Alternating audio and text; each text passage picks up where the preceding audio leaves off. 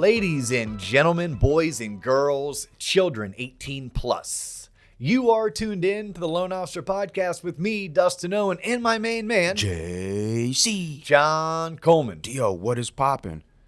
The world all around us, John. I know. It's exciting times. It's very exciting. It is exciting. A little nerve-wracking at times. Really? You know, we're still drinking from a fire hose over here at Waterstone in a good way. Great way. Growth opportunities everywhere. Growth potential. Like everywhere. Like we just opened a branch in Ormond Beach. Really? We're opening a branch in South Carolina. We have branch opportunities coming to us. Like here's the deal. When it's easy, ain't nobody want to leave their job. Doesn't nobody want to leave. But the minute things start getting tough, it makes others realize, is this where I am? I'm sorry, is where I am where I want to be. Where I want to be, where I should be. And all of a sudden, if you're good at what you do and people recognize that, they're like, I want to be a part of your team. Yeah. Now, unfortunately, we can't hire everybody. Unfortunately, it's just, you know, I wish we could. I love everybody. Yep. But it just doesn't work that way. There's only so many humans that we have on staff that can rightfully onboard, train, support, etc. But it's been good. Yeah. So it's been good. Like, yes, we're dealing with rates shooting up and you know, home prices shooting up, and it's next to impossible to find a home if you are qualified. Like, yes, but that's, you know, it's just that's the challenge that's presented this year. Next year it'll be a different challenge. You have just to like do something else. And yes. Yeah. I can go through my 18-year career here in the mortgage industry, and every year had its challenge. Every year also brought its opportunity. Right. My opportunity right now is when somebody is actually under contract, that's going to close. Really? Yeah, look, they tried so hard. They were one of 7 offers. Theirs finally got accepted. Yeah. Yeah, that's going to close. Whereas there was a time back in 2012, you put a home under contract, it didn't close because the seller needed to get their bank to sign off on selling the home for less than the amount owed. It was super easy to get someone to accept your contract.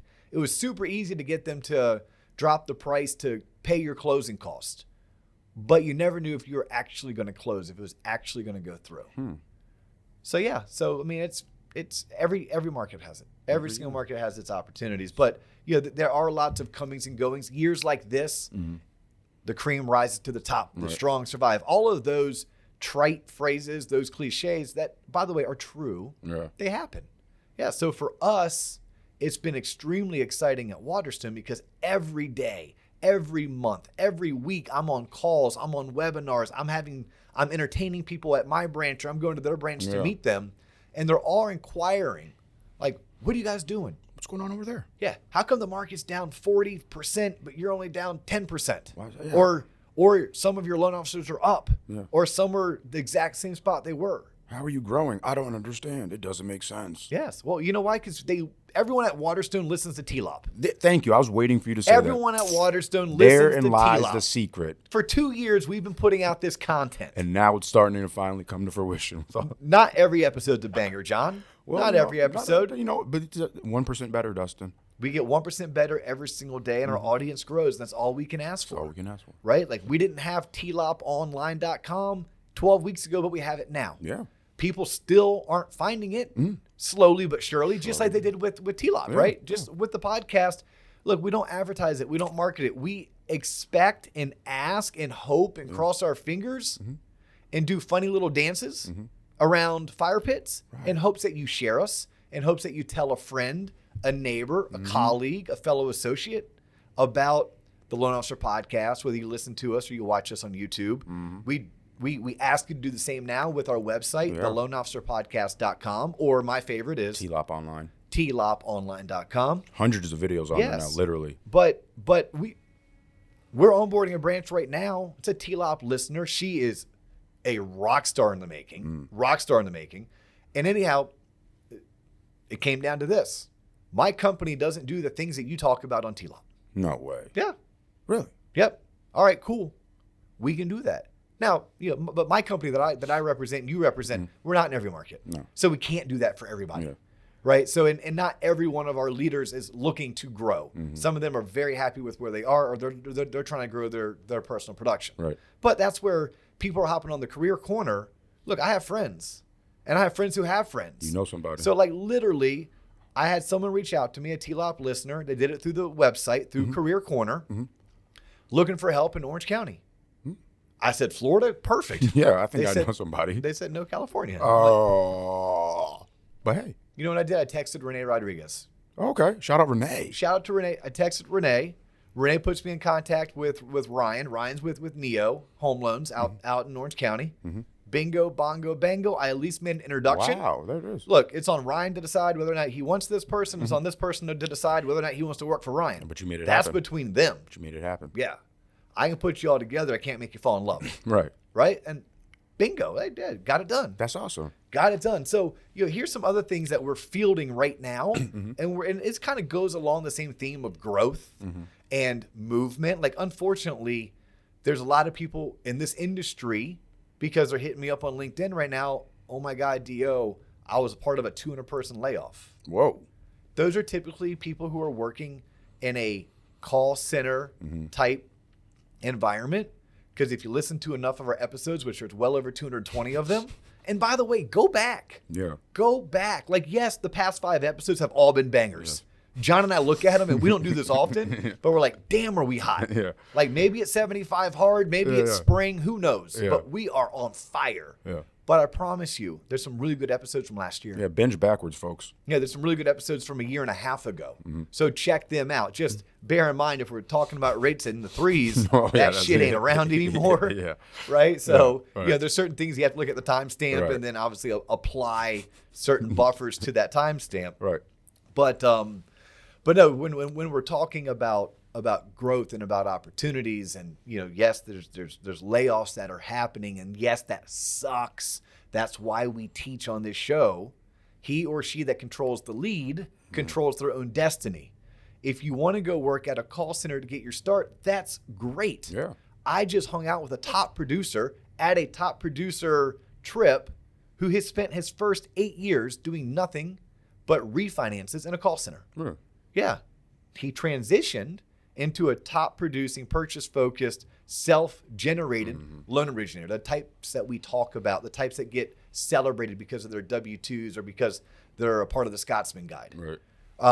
But if you're a part of that crew who's being laid off, I feel for you, because you are going to have to get out there and hustle and network, and you are going to have to literally sell yourself. And why should someone take a chance on you who doesn't have a book of business, who doesn't have a following, to then come work for them? Because even if you're 100% commission, there's still a cost associated with this. And this is going to segue really well into our topic, which, have we announced our topic yet? Not yet. Will you please announce it for the folks who are like, Dio and JC, just shut up and get to the point? Should I open my own branch? Okay. So, to the loan officers who have been recently let go or terminated, more than likely because they worked for a consumer direct call center, refi heavy shop, firm, mortgage company, they need to understand, hey, FYI, it's on you to stand out. It's on you to get out there and network. Start attending networking function and call the real estate community and ask them who are some of the best lenders, and then call those lenders and introduce yourself. But you're asking somebody to take a chance on you, because you might know what you're doing because you worked at that call center for 6 months, 8 months, or even 8 years, but you don't have a following. You don't have a database. You don't have a consistent flow of referrals coming in the door. And that's what the top lenders are looking for. Because in your mind, as the originator, you may think, you know what, but I don't know why they just wouldn't hire me. Yeah, I know what I'm doing. No, like, I'm 100% commission. But here's what you have to understand, and this is what any person who wants to run their own shop has to understand. Hey, Mr. or Mrs. 100% commission, you're not a zero cost to your branch, right? A lot of times there's a fee for your loan origination software. It could be $35 a month, or it could be $100. There's a fee for the payroll company or the software used to manage your HR data. That fee could be $10, but now I'm 35 plus 10. There's a fee for your phone line. There's a fee to have an IT person who monitors your desktop or your laptop. Again, that fee for the phone is $10 and the laptop is 10. Adds up. But it adds up.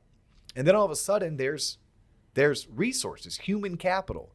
When you have a loan that has to go into the system, somebody has to process it. And when they're processing your loan, they're not processing someone else's loan. Now, if you're squeaky clean and you're the best loan officer ever made, then they're going to love you. But if you're newer, Chances are you're not that yet, right? Because you're working on it. But now all of a sudden, your one loan is tying up 3 more from getting looked at, reviewed, submitted. So there's hard cost, even when someone's 100% commission. And there's also the intangible, yeah, kind of the collateral damage. Yeah. It's the reason why my firm, we won't hire part-time loan officers, because we understand that a part-time loan officer isn't consistently pre-approving, apping, disclosing, locking, submitting enough files to become ever proficient at it. So when they do turn in a loan once every other month, it's sloppy. And the collateral damage, like their one loan is taking more resources than Kevin Murphy's 10 loans. Right, yeah. You know, that's bad business. Yeah. So we, at my 2 business partners and I and our leadership team, we tend to sit down with those originators and we help them seek employment elsewhere, right? One way or the other. Sometimes our methods are rock solid. Sometimes we look back and say, gosh, we could have done that better. But nonetheless, it doesn't work. I want the loan officers to understand who are tuning in, hey, look, just because you're licensed and just because you got laid off, it's not going to be easy to find a job. You are going to have to sell yourself. And don't think that just because you took a 100% commission job that, you know, I don't know why people won't hire me because I'm not a cost. You are. Like you are a cost, whether it's human capital or whether it's hard cost, there is still money there. Now I'm going to get into the meat and potatoes of what I want to talk about today. Okay. And I want to shout out first and foremost, Angela last night. Shout out Angela. So Angela shoots me this message via Facebook. Okay. Which, by the way, is the worst way to get a hold of me. It just is. Like, I'm really good on LinkedIn, and you and I collectively are really good on Instagram. Anything past that, it's hit or miss. Yeah. Facebook is weird sometimes. Facebook is weird. Right now, on my personal Facebook Messenger, so I'm not that guy. I am anal about many things. One of those, I can never have voicemails that are unreturned. If I have a voicemail, I have to return it, delete it. Yeah. Right? So my inbox is never full. Yeah. Text messages. If I saved a text, it's because there's an action item. And it bothers my wife. She's like, well, I texted you that 3 weeks ago. I go, yeah, but I deleted that text already. Gone. Yeah, look, that's how I keep myself organized. So when I'm thinking about Angela and Facebook, right. I need, I was talking about on Facebook story. So on my Instagram Messenger, I have a message. It says unread. Yeah. I'm that guy. I can't have that. It freaks me out. Yeah. I can't find it. Oh, yeah, I cannot find the message. Yeah. So it says, I have rebooted my computer. I've uninstalled and reinstalled Facebook Messenger. I cannot find it. So, but Angela found me, and I found her message. Nice. And she was like, hey, my friends in Eritar are looking at opening up a shop. Our own shop, she said. I'm assuming a mortgage shop. I'd hope so. I didn't think she meant maybe a consignment shop. Yeah, right. But, you know, her own mortgage operation.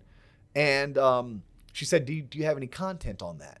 And we did, right? We did an episode called So You Want to Be a Branch Manager. Yeah. That was probably a year ago. Right. When we were talking about, hey, we have some really good episodes from a year or even a year and a half ago. Go check them out. Yeah. That was one that, you know, I shot her.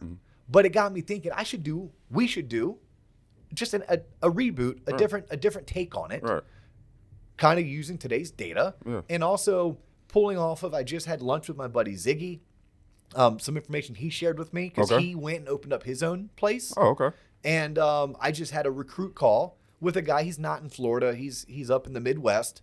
Who, I mean, this dude's been around the block. Like, he's been in business for 30 years and owns multiple businesses and has had the highest of highs. He's had some lowest of lows because he was a victim of 2020 or 2008 in the Great Recession.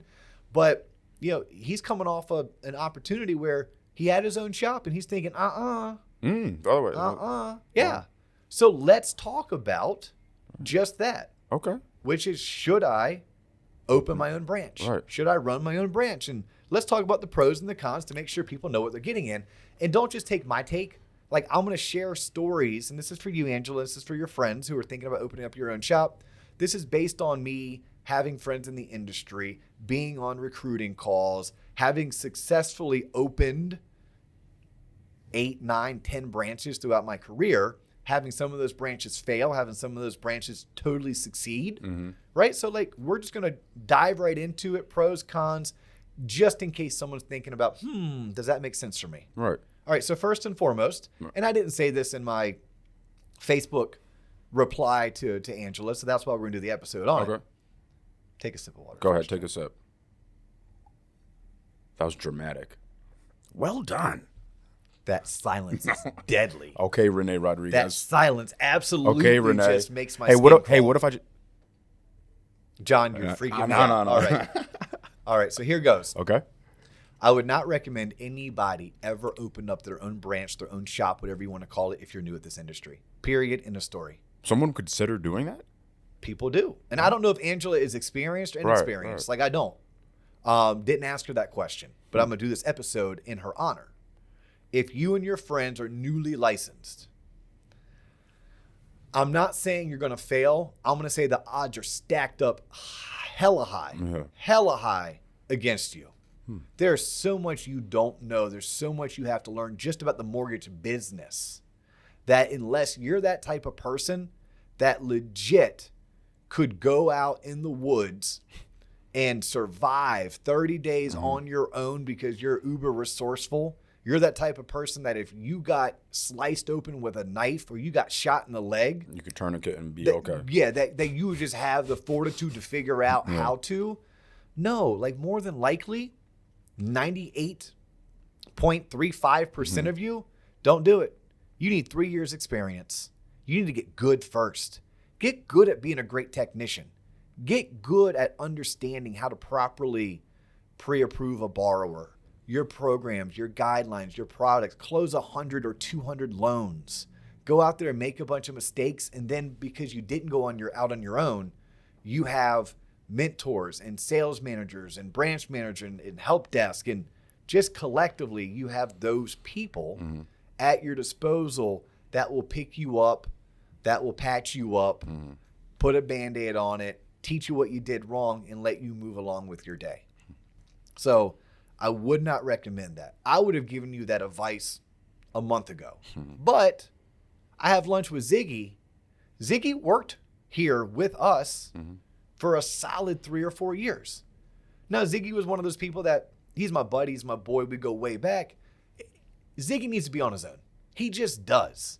He likes to do things his way, the Ziggy way, and sometimes his way doesn't follow any other person's way. And we, my partners and I, and our firm and all of our associates, we're pretty systematized and process oriented. That's what attracts some of the top talent to us. But if you try to come in and do something your way, it's like going to Ford and trying to hop on the assembly line, but you want to actually assemble that particular motor different than how everyone else is doing it. No, you're going to jack up the system. So he went out on his own. And here's what he told me. First and foremost, there's no way I could have ever been successful without first working with you. Right. 3 years. Get in there, understand how to properly pre-qual, pre-approve, app, lock, disclose, close your 100 or 200 loans. And then he said to me, there's probably no way I would have been successful if I didn't go out and hire and pay for someone with an operational background to help me put together my processes. How am I going to actually get a loan through my system? Because it's going to be different when you own your own, when you run your own. It's a different system than where you came from. And if you've never done it before, how do you even know what one looks like? That's what I'm saying. Like, how do you know what one looks like? So he shared that with me. I'm like, okay, let's share that with people who are tuned in. How about this? He also shared everything you don't know that you're getting yourself into.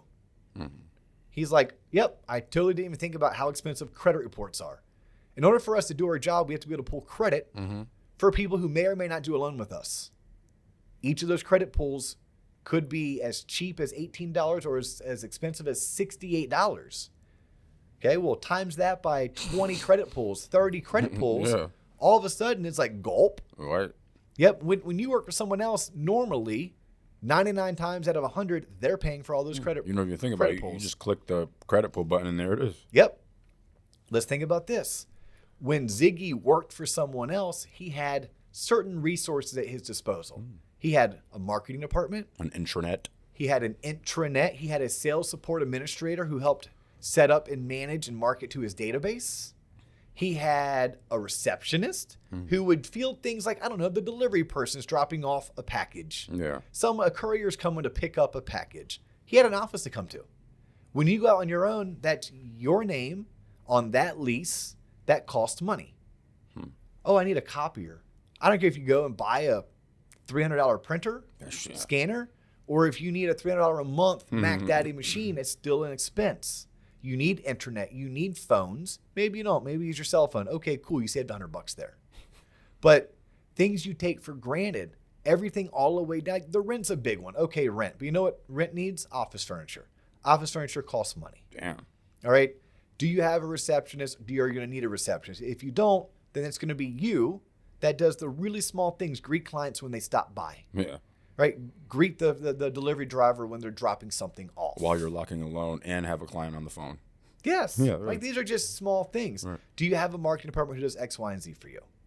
Like these are, even if you do, and you're going to have it when you open your own branch, maybe your branch, like in my branch, even though we have a marketing department at Waterstone Mortgage, I still have someone on site that works hand in hand with our loan originator. So our loan originators go to this person, let's say Melanie. Melanie then on behalf of our loan officers works. Well, the minute you go out on your own, you lose Melanie. Yeah. Right? The minute you go out on your own, you lose Sarah, the receptionist. Yeah. The minute you go out on your own, small things. What's your sales culture like? Like this is my boy Ziggy, and I'm gonna have him on, by the way. Oh, yeah. I'm gonna have Ziggy on, and we're gonna do a whole entire episode Nice. on what it means to be a mortgage broker, because that's what he did. Nice. He fell in love with the thought that he was going to make all this money and have cheaper interest rates and be in control. That's what really drove him. Now, when he left, and we supported his move, by the way. It was good for him. It was good for us. Right. But we supported it. All along the way, I had my ideas. Like, look, I have been around the block. I have had many, many, many failures. I've had quite a few successes as well. And I study my industry, and I'm a part of my industry. So I had my ideas, and my ideas were essentially, Ziggy's going to go out. He's going to go out on his own. He's going to survive. He's going to be good. But he's going to make the same amount of money, but he's going to do less loans. And for the most part, all things considered, that's what happened. And high five to him, because guess what he gets to do? His way. Right. His way. But there were definitely things that he missed out on. Right? He told me this. He's like, man, I took for granted the monthly branch meeting. I took for granted the monthly all hands call. I took for granted the synergies of just being able to grab another LO and go to lunch and talk shop. That's all the stuff you take for granted when it's there, but as soon as you miss it, as soon as it's gone, you're like, God damn it. Yeah. Now he does make a lot more money per loan, but for him to get a loan through the system, it's more time consuming. It's a heavier lift. Right. It's more cumbersome. Instead of it being one system, he now has 9 systems. And if he wants the easy system, right? If he brokers a loan to this company, it's super easy. Gets less. But the interest rates aren't that great. So then all of a sudden he left because he thought he was getting better interest rates.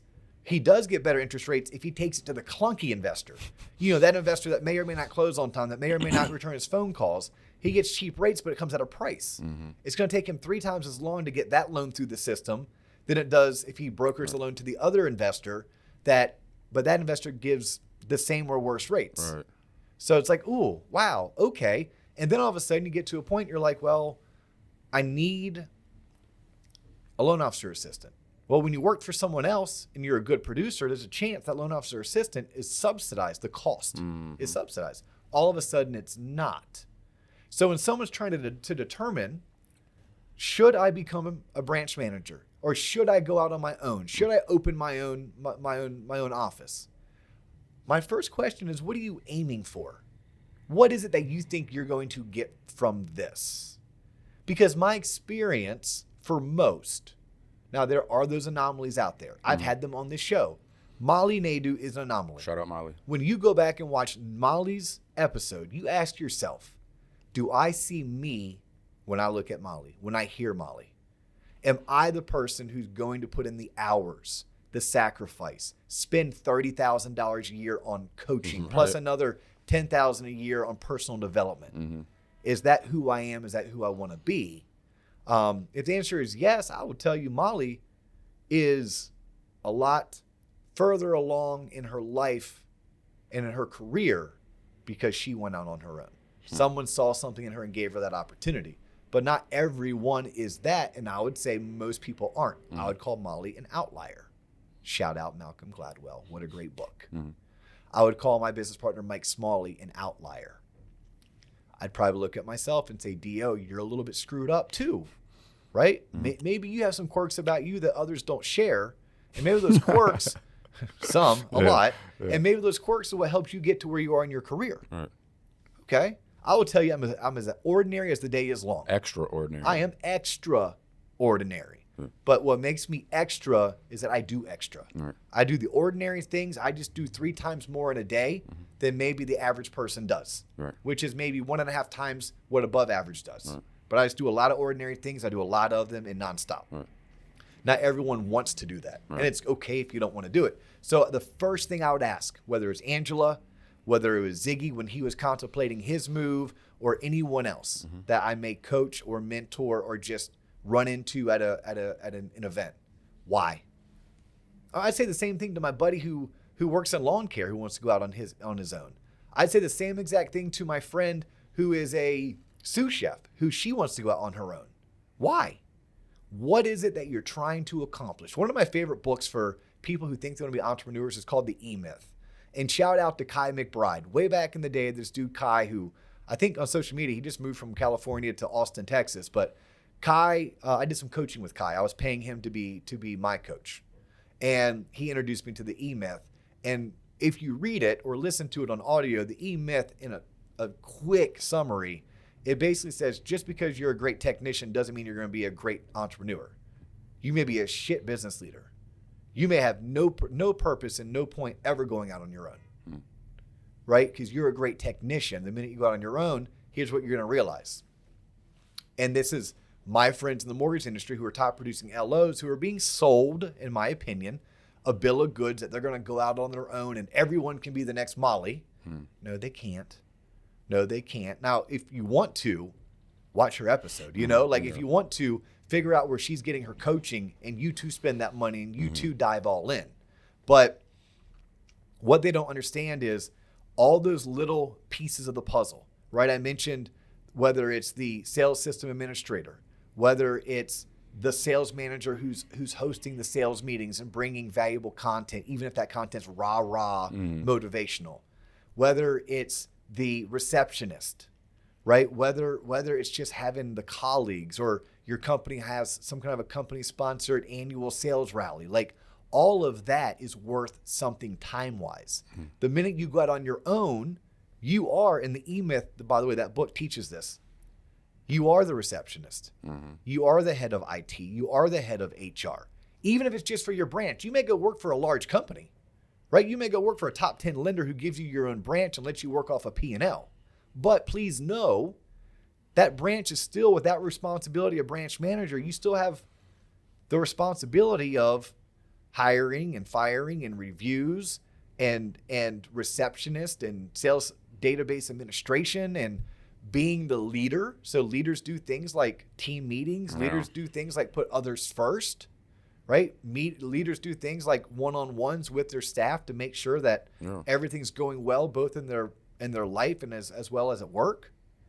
So if it's just 30 minutes a week, the receptionist was helping out, and an hour and a half that sales administration was helping out, and this person was doing some of the HR stuff for me, and this person was leading the sales efforts and creating the culture, and this person was helping me hire and fire people, and this person was helping, a big one, manage my pipeline.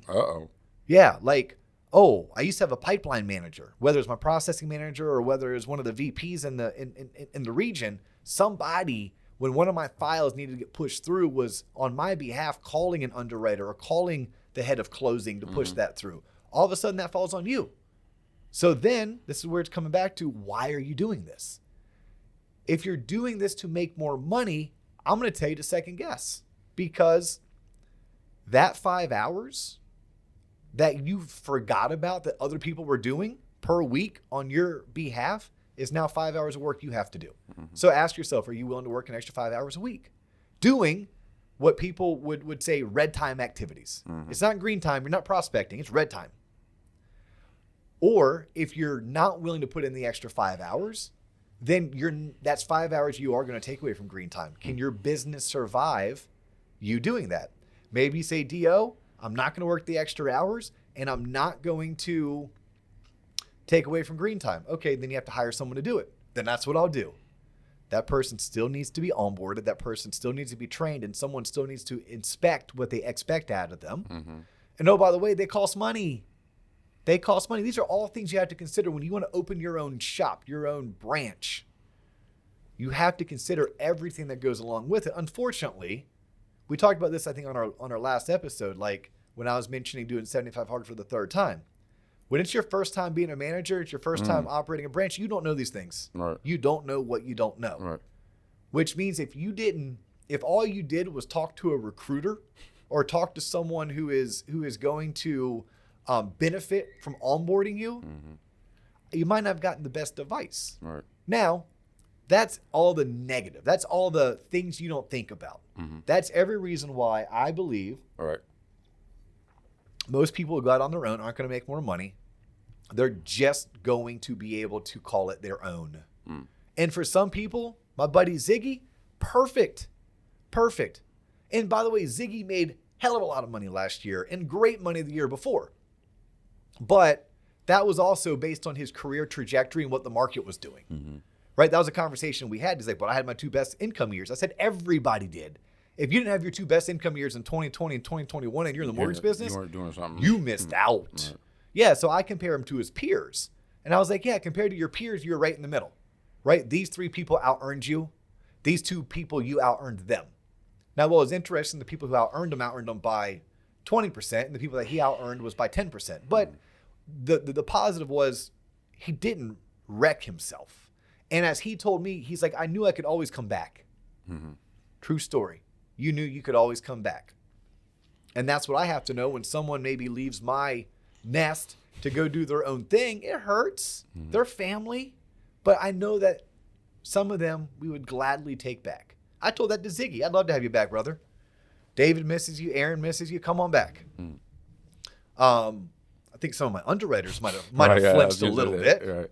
I have a question, because forgive my ignorance. If someone wanted to go out and open their own branch, the first thing my mind goes to is who's going to fund this? Because like when I hear like I'm gonna open my own shop, I have like $10 million of my own capital I can lend out, but I don't. So where does that money come from? Normally, if you go out on your own, you're going to be a mortgage broker. Okay. And at which point you're literally, there's no money. Now, in order to get signed up with various wholesale investors, they do want to see your experience. They do want to see your personal net worth. They do want to see your credit. There's some certain things that like, hey, I'm not going to sign up some schmo to be able to broker loans to me. Right. You will have to buy a computer. There is software you need to go out there and purchase. Yes, there's some startup costs, but it's not like you're lending your own money. You're not starting your own independent mortgage bank. Gotcha. And even like someone like Ziggy, he didn't go open his own. He actually like tied into another more national, almost like a franchise,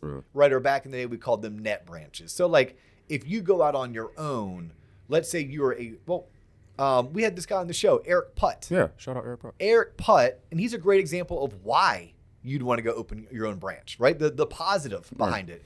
Eric loved his previous employer. Loved Gateway Mortgage. What a great company. Shout out Gateway. Loved them. Yeah. Gateway wasn't giving him an opportunity to be a branch manager. Cool. We would. And more importantly, and this is important, the secret sauce. Even if they were willing and in a position to give him his own branch, who's going to train him? Who's going to support him? Who's going to lead him? Who's going to coach him?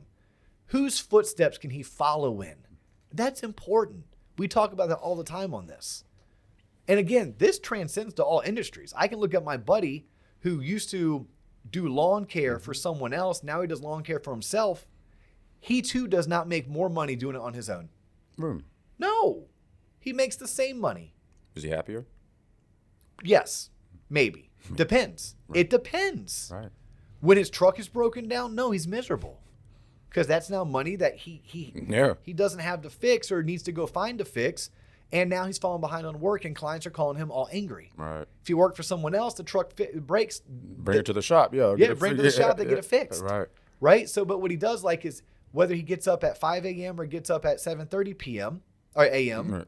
It doesn't matter. Whether he ends his day at 2 or ends his day at 5, it doesn't matter. Mm-hmm. He's in control. So it's more responsibility comes with more headache.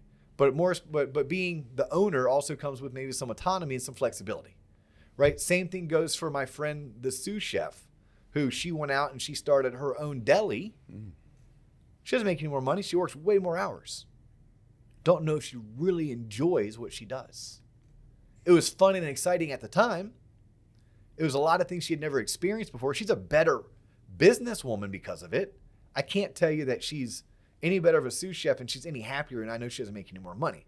Now, occasionally, this is where we get caught up in the American dream. Occasionally, you hear about that one guy, that one girl, that they hit it.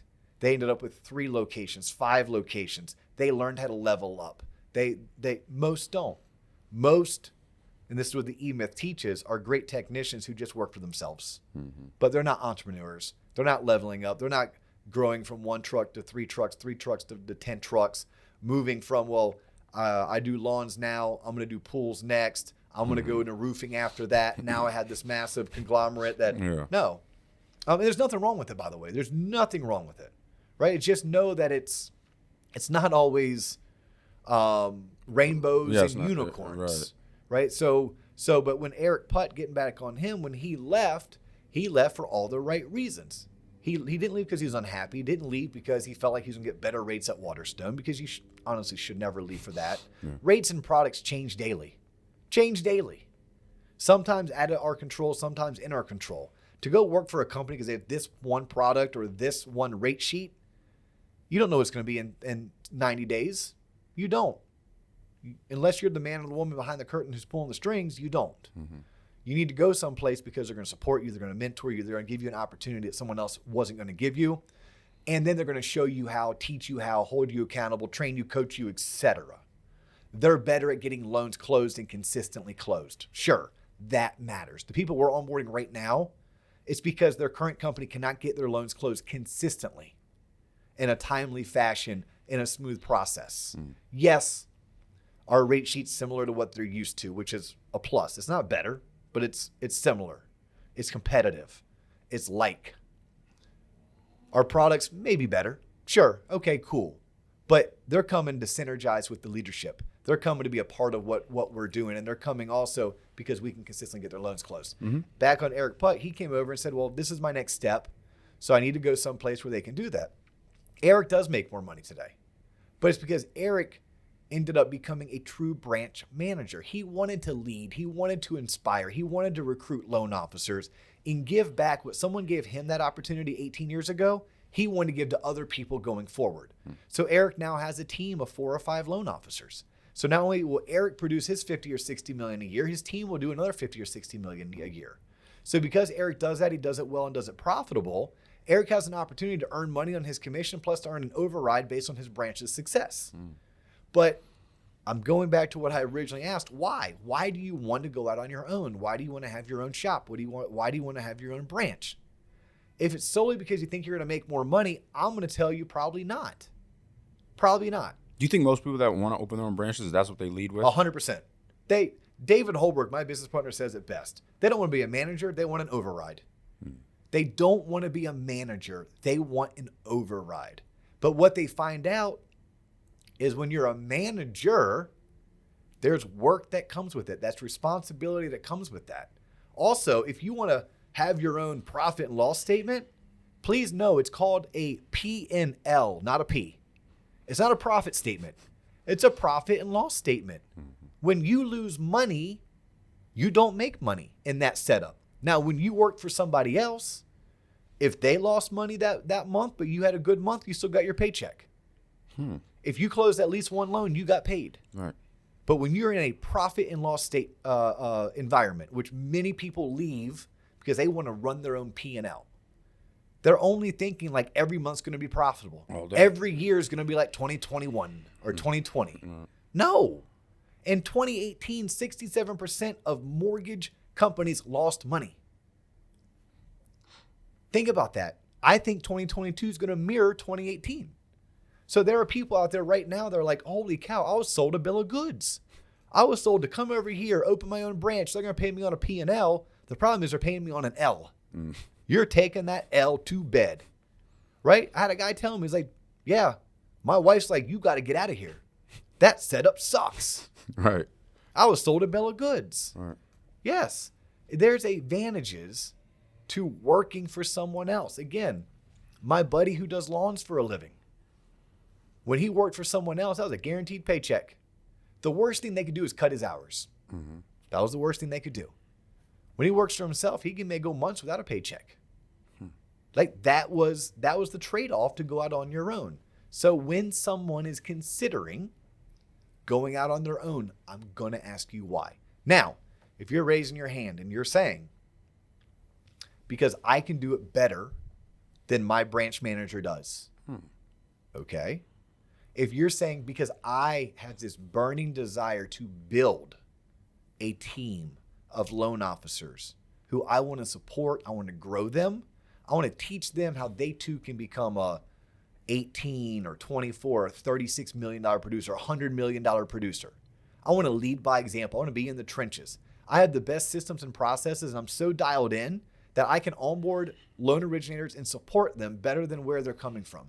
I can teach them the business the way that I think it should be taught, to turn them into little mini-me's. And if I do that successfully, I can hire a management team that manages their production, that their production brings additional revenue to my branch. And because I'm the owner of that branch, or I'm the branch manager, I have some kind of a P&L, profit and loss statement interest. Mm-hmm. I had the opportunity, and that's the opportune word, is opportunity, to make more money, but it's not a guarantee. More than likely, what is going to happen is you're going to be given way more autonomy, way more freedom to do it how you want. And by the way, how you want, you'll find out, might not be the better way. Mm-hmm.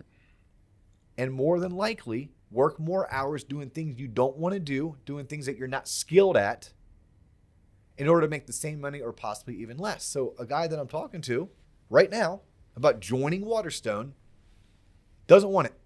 Been there, done that, don't want it. Don't want it. Too many things I can't control. There are too many things I can't control, is what his statement was. Mm-hmm. I can't focus on what I need to focus on. He's like, I need to focus on being out in my community, networking. I need to focus on giving sound advice to potential home buyers and their realtors who refer me. I need to focus on doing great ironclad pre-approvals. Rinse, repeat. Rinse, repeat. I can't be focused on the branch meeting agenda. I can't be focused on negotiating the new copier lease. I can't be focused on sitting down with this team member and working through their Family Medical Leave Act. Yeah. I can't be bothered with the FedEx person. I can't be bothered with the IT bill. The toilet's backed up, someone got to get that. I can't be bothered with these loan officers coming in and asking me stupid questions. Right. You're a manager. You're a leader. That's your job. I can't be bothered that this consumer is calling to complain because my processor won't call them back. Ooh. Does that happen? Yes, it happens. I can't be bothered to stop what I'm doing to handle that Better Business Bureau complaint.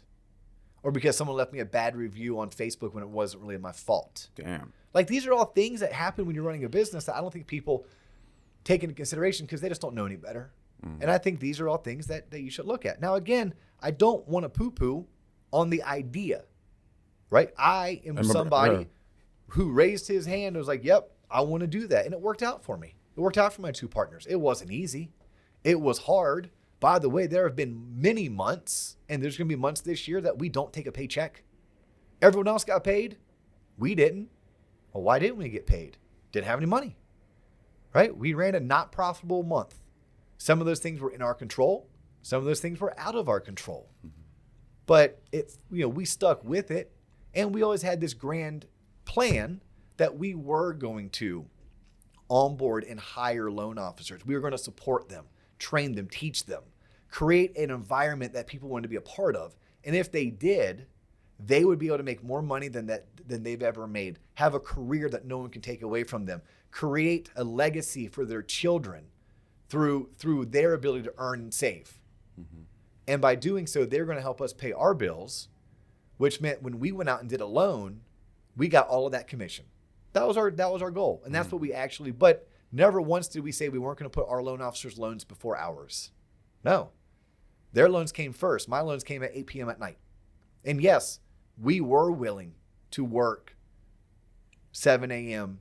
to 9 p.m. We were willing to come in on Sundays or meet on Saturdays so that we could work on our systems and our processes, or go over deficiencies where we feel like we're missing the mark as leaders, where we can bring more value.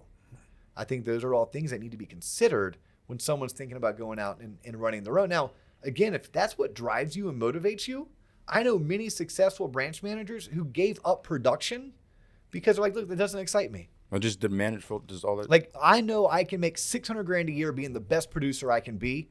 I'd rather make $300,000 a year running my own branch and supporting a bunch of people who make $600,000 a year. Like, we all have our different kinks and quirks. And if that's your kink and that's what turns you on and that's what gets you excited from a business perspective, by all means, dive into it. Double down on it.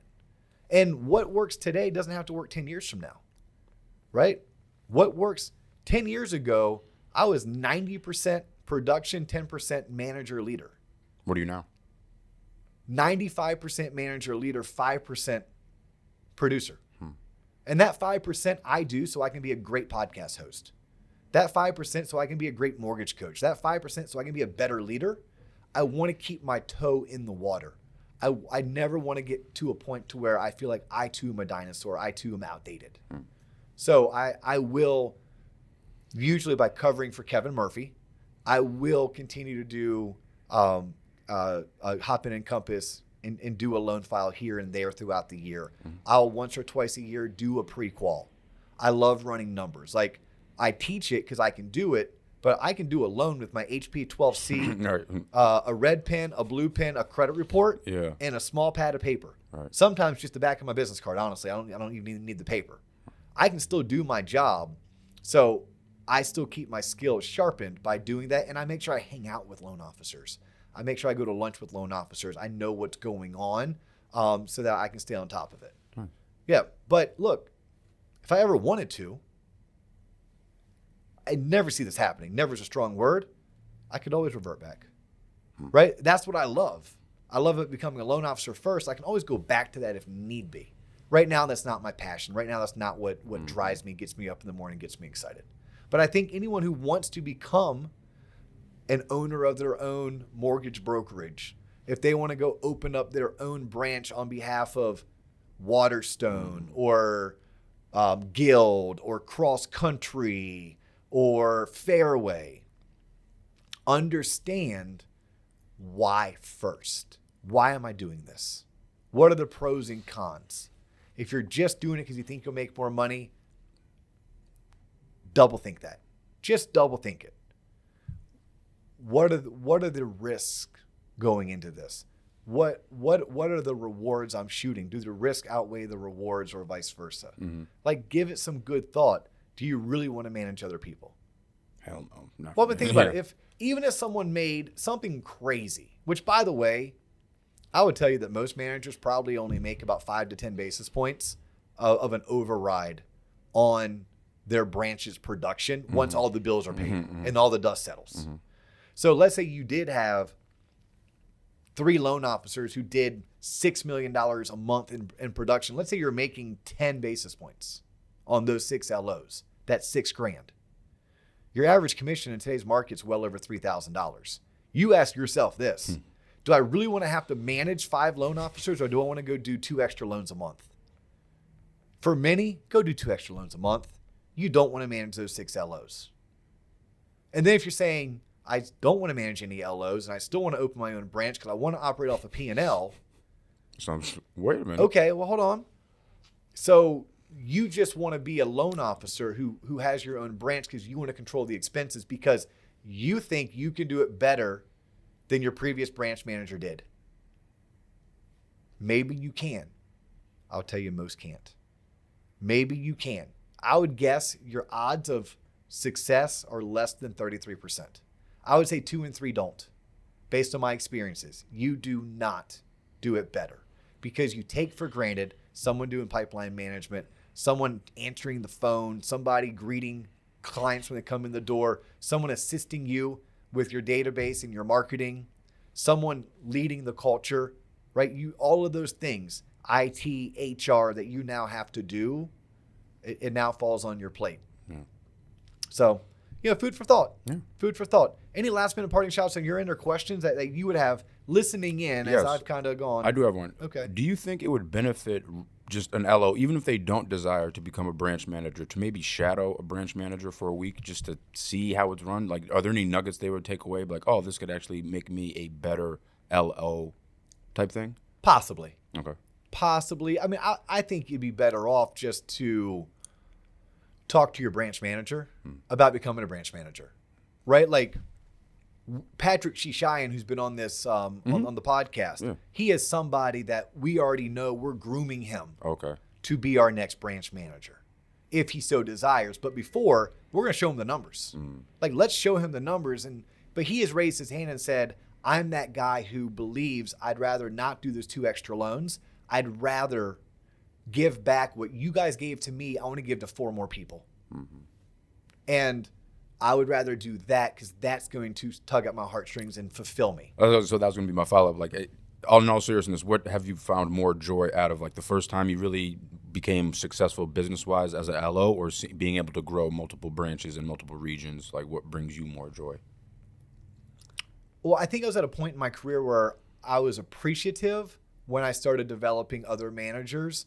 Like, I don't know if I was still a hustler and a grinder and a whole lot of cocky arrogance when I was hardcore originating, especially the first 7 years of my career, that I probably didn't show gratitude and didn't stop and look around and show grace for what all of that was good it was happening, because whatever it was never enough.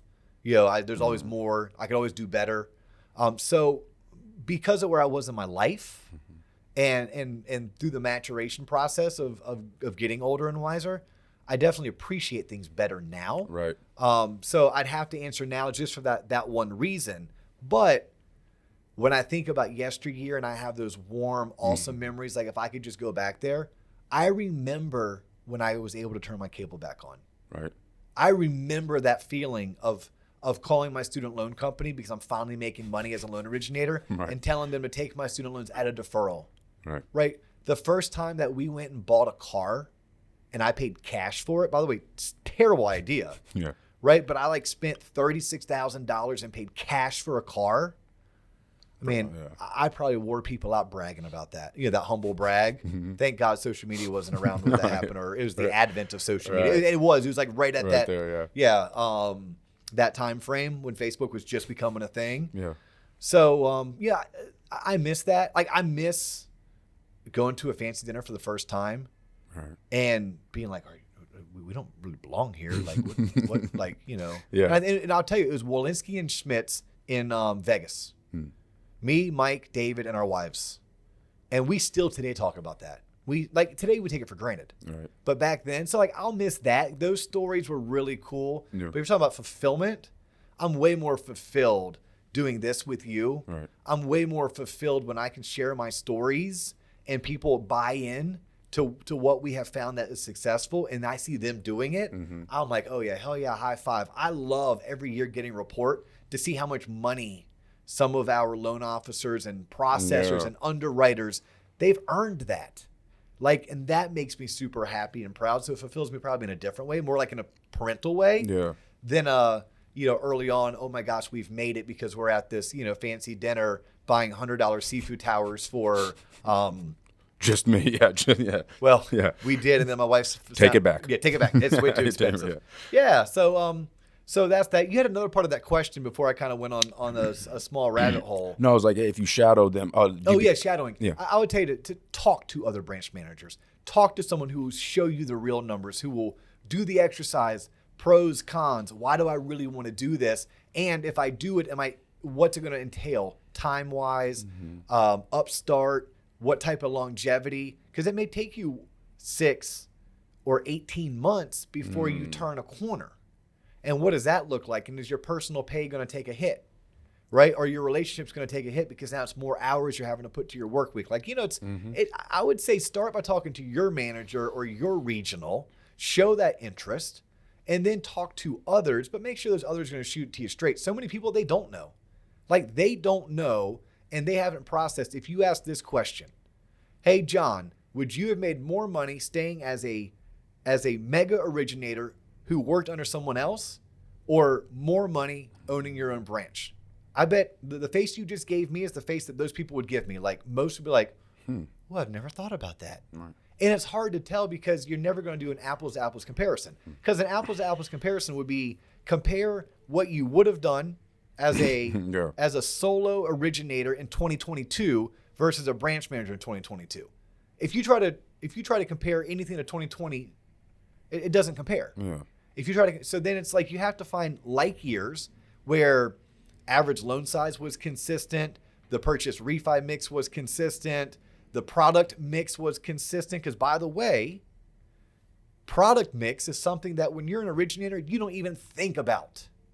Oh, but the minute you're running a P&L and it's your own branch, product mix matters. Certain products may bring certain differences of revenue to your bottom line. Right? So as an originator, you get paid the same regardless if it's FHA, VA, bond, brokered, etc. Your branch doesn't though.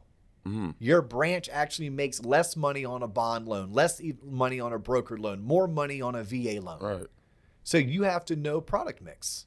You can't really control that because you can't control which product is best for your client, right? You're going to show all product offerings to your client and help them choose what's best for them, not what's best for your branch.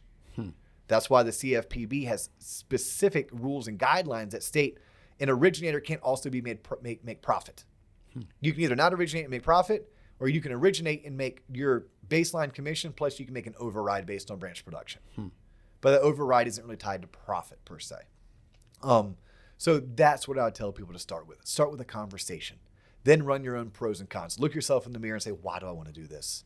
Am I ready? And then what does it mean? What type of sacrifices am I going to have? And those sacrifices last 6, 12, 18 months. And am I ready for this? Am I ready?